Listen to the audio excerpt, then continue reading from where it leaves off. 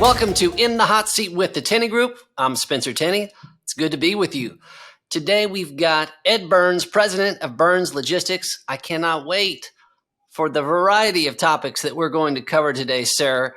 But before we do that, why don't we just take 30 seconds, tell us a little bit about the work that you're doing there at Burns Logistics. Sure thing, Spencer. Thanks for having me on. So Burns Logistics, we're a sales agency. We have a very simple model. We have a book of carriers we represent, and we go get them freight.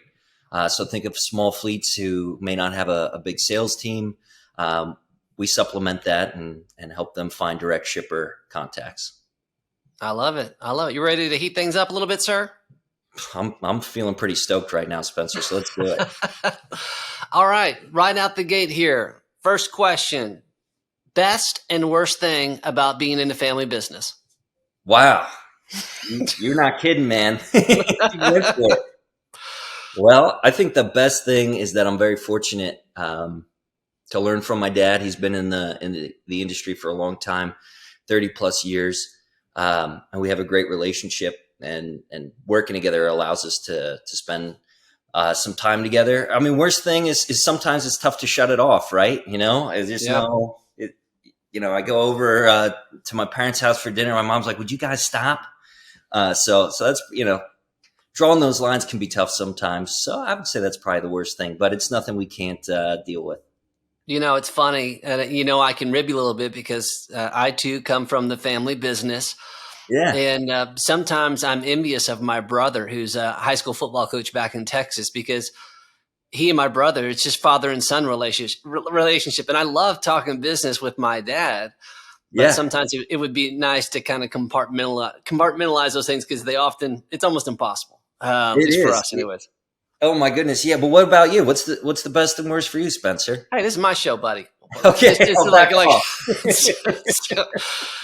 We'll get to that. We'll come back around. So let me come back to the sales agency. So, especially in this market right now, it's a little bit different freight market, which really elevates the need for quality sales professionals. And so what are the needs in the marketplace as you see them in this type of freight market? Like, what are the types of skills for sales professionals that are allowing them to cut through the noise, in a market where it's tougher to get deals closed?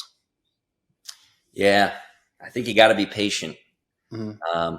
A lot of people are hungry right now, and they want freight, and they want it now, and they need it now. But that's not necessarily how this business works. So I think you almost have to be selling to the next market flip. Really, you gotta be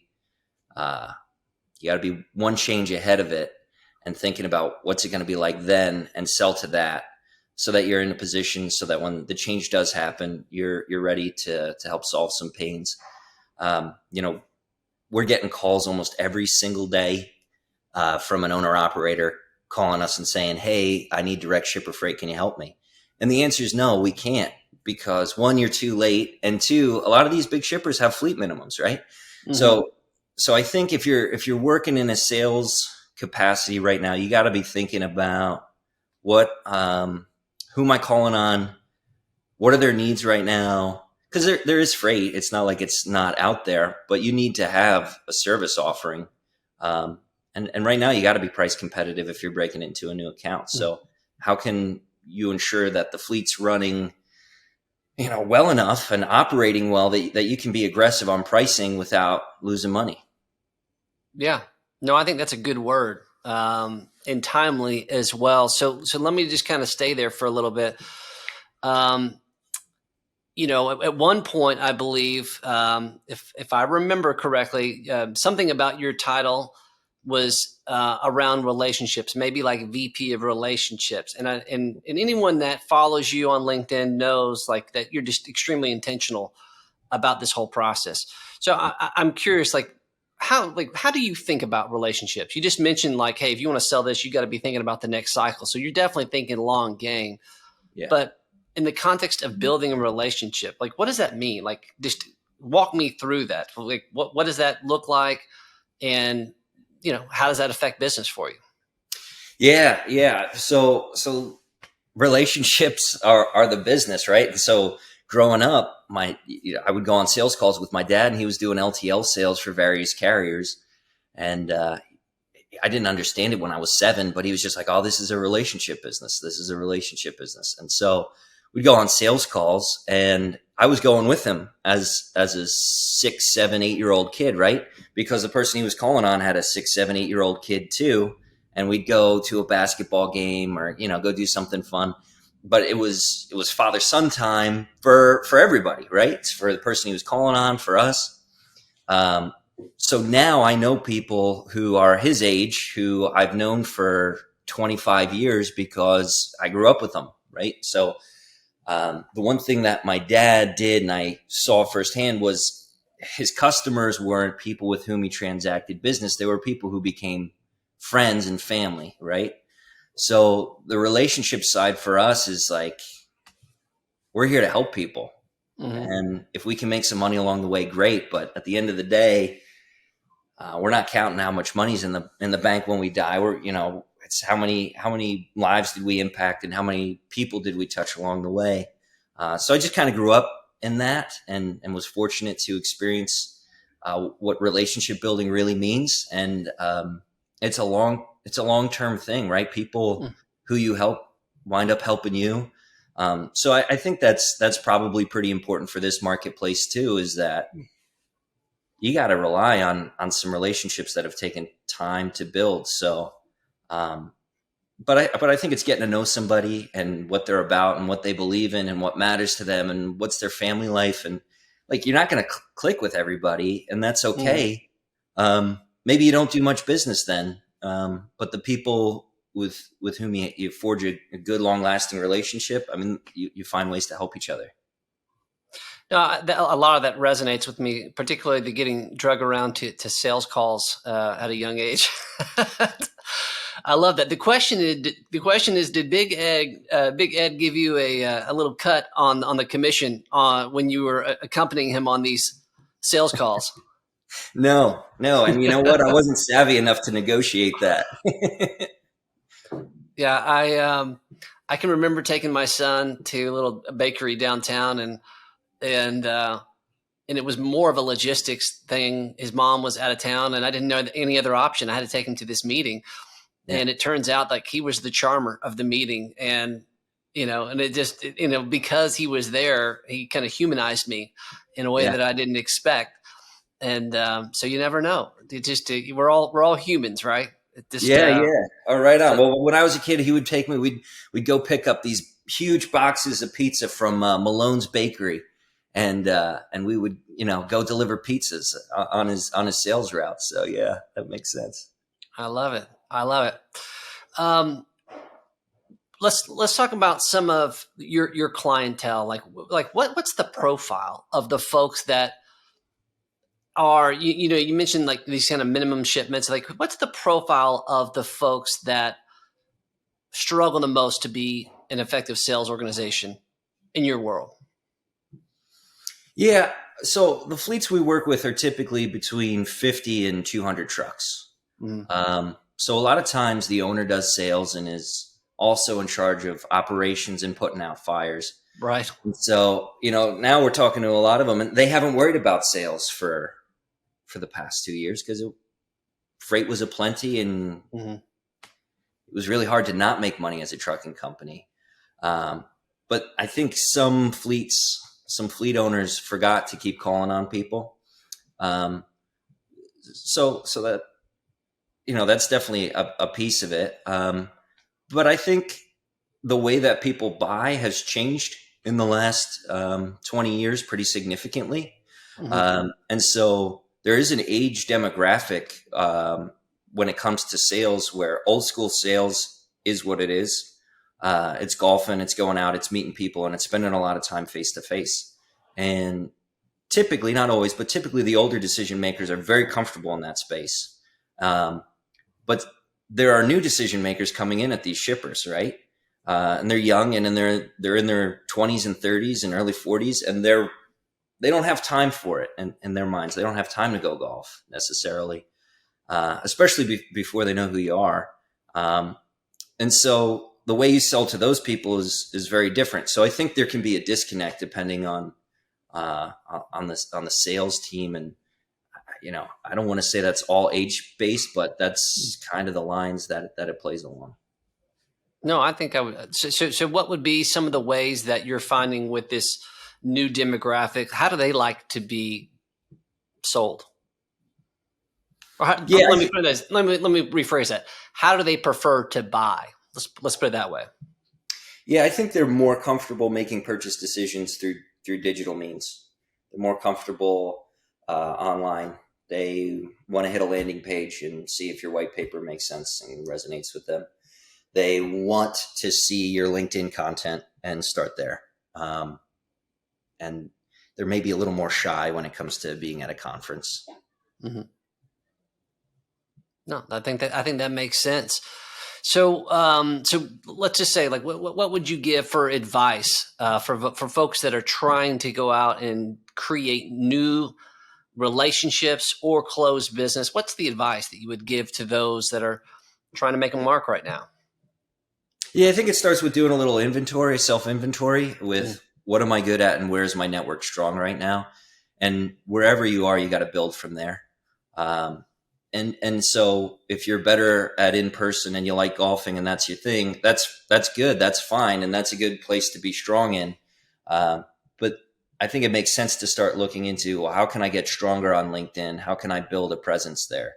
How can I take my in-person network that maybe's, for some people it's still in a Rolodex or a stack of business cards. And how can I start going through my business cards and making sure that those people are connections on LinkedIn? And then on the other side, I think if you're more of a digital native and you're comfortable in that space, that's great. But conscientiously working towards taking those relationships that exist online and making them more real and taking time to make calls. Old school phone calls, I think, are very powerful because they can be quick. I think when we schedule a Zoom, we expect it. Well, if it's scheduled for 30 minutes, it's going to be 25 to 32 minutes. And that's just how we're going to do it. But you can do a lot in a 2 to 3 minute phone call. And it's so simple, but I think it's a really underutilized tool that we have. Amen, brother. Yeah. I believe that 100%. People are more conditioned to get on and off a phone in 2 minutes. You get on a Zoom call and sometimes, it's not the same. So, there we go. So just let me kind of pivot a little bit. What are, one or two industry trends, things that you see on the horizon that you're kind of excited about? I think the technology advancements in the space are pretty tremendous. I don't think we've figured them out as an industry yet. I don't think we know the winners yet. So I think that makes it really exciting. I think people are reevaluating how they bid, how often they bid, what that process is like. There are a lot of new TMS technologies out there for shippers and carriers. I don't think that the winners are all established there. And then even, with money drying up in the VC space, it's creating a scenario where you have to have something pretty good to win right now. And 2 years ago was, whatever. Was your marketing good and did it look hot?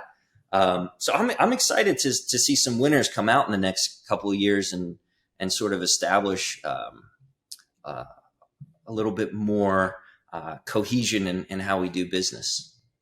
No, I think that's well said. I think that these, however you want to characterize this market, whatever it is, the characteristics within it often help illustrate who are the real performers and who are behind those performers, and in terms of really being elite. And I do think that whether it's technology or whether it's brokerage or on the truckload, I think like these are the times where the real elite performers shine. And so I agree with that 100%. So I'm going to come back to I told you I'd come back to the family thing. So let's talk about this for a second. You and your dad worked together for a couple of years now. Is that right? Yep. What advice, so many of the folks that we work with on the M&A side of things, they're family owned business, and there's always going to be a transition of ownership, either internally or externally, that it's inevitable. Like it's going to happen at some point. But business owners really have a hard time talking about that, like within a family. It's a very difficult thing to address. I'm curious. You and your dad, you said you have a good relationship. How do you all communicate about not necessarily the business or anything like that, but just hard things? How do you communicate about hard things well within a family business? Yeah, well, I think if I figured that out, I'd be talking about some different stuff, you know. I think you gotta push it, Mm, and I think once you start realizing that you're uncomfortable, right? You hit a point, I think, in difficult situations where you start realizing, oh, I'm nervous about this, or I don't want to think about this, or I woke up in the middle of the night because XYZ is bothering me. Um, you gotta talk that. You gotta yeah. make a time to talk that out. So, and we do that. We're able to push those conversations. For us, it's like, where are we comfortable talking about it? So sometimes we got to go grab a beer to talk about it, or really be out of the office. We don't have those conversations in the office. Yeah. You know, it's going to happen on the golf course or someplace where, you know, we're a little more relaxed and we can dive into it and work through it. And then the other thing is, I think you got to have help. You got to have a coach or a mentor or a smart friend who's willing to challenge you and ask you about the problems, because sometimes I think before it gets to that point where it's making us nervous, we're internalizing it and maybe not conscious of what the real underlying problem is. And I think that happens a lot in a family business. Oh, this is a frustration point. I hate how you say this, or don't give me direction on, when it comes to follow up or whatever it is. Like, what's the underlying issue? Do we need to address a communication problem? Are we not aligned on our priorities for the quarter? Are we using a good business system to help us understand where we're trying to go this quarter? And are we all rowing in the same direction? Like, those are the things that we keep having to come back to, where we created goals, and are we executing them for a full 90 days? I mean, we're usually good for the first 30 days, but by day 40, there's a breakdown, right? So, Mm. I think that's where we struggle, and have to keep coming back to making sure that our goals are listed out and that we have a good, strong action plan and are very clear on who's accountable for making that happen. Because whenever we have an issue, it's usually due to lack of clarity around accountability. Yeah. And to be clear for our viewers here, that's not unique to any business. That's pretty much universal right there. But a couple takeaways. I hope you don't miss this of what Ed just said is, one, get out of the office, like get out of the context of where, if you're going to have those tough conversations, schedule them regularly. Um, and, the other part of it is just, like I said, get in a different environment where you can talk about the right things regularly. I think that's really good advice. And the other part, just to normalize it. If you weren't uncomfortable, it would mean that you didn't care. So I think, like, for other people, like, want to normalize this, is like, you're not in business if you're not uncomfortable. Like, you're not doing anything. And especially if you're a family business and you're not uncomfortable, you're certainly not doing anything that's of note.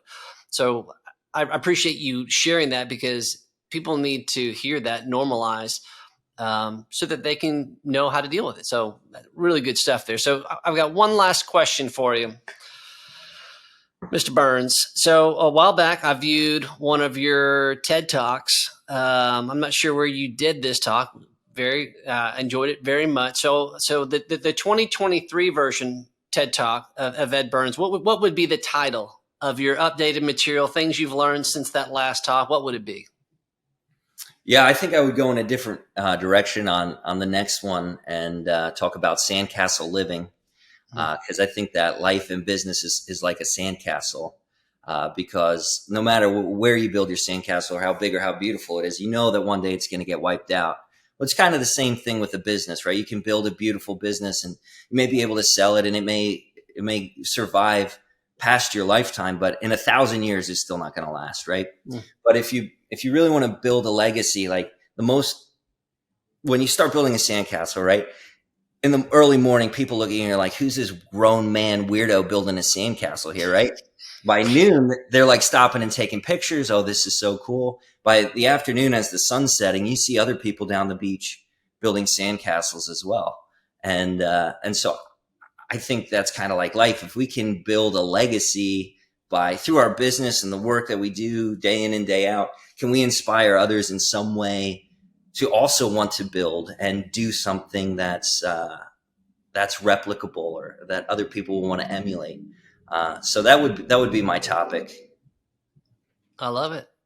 Building those sandcastles, sir. Well, listen, thank you so much for being in the hot seat. Keep building those sandcastles. We'll see you next time.